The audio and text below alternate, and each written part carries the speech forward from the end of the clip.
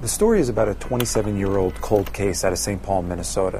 It came to us through a viewer who emailed me about a year ago saying that she had been fighting for justice for her sister-in-law for almost 3 decades and that no one was really listening to her.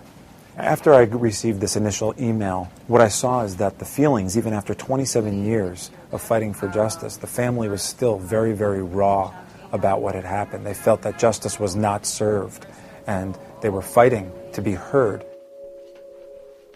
And I thought that if we put a camera inside their home and give them an opportunity to speak just to this camera in an isolated room, the viewer would get a sense of what this type of thing does to a family and the emotion and the pain, even after almost 3 decades. And speaking directly to the camera, it feels very, very intimate, and it feels like you get to know these characters a little bit differently than you otherwise might have. And that became somewhat of an emotional thread throughout the stories.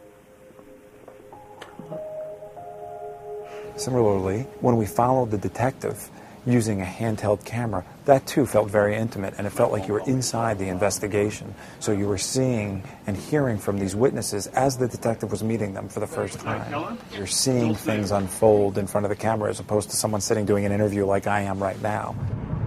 You're not sitting there recounting a story from the past. The viewer is living it as it happened, as we're following the detective, as he's talking to witnesses, as he's searching for new clues. We're in the field with him. It's not like we're just sitting him down and talking about what he went through in the past.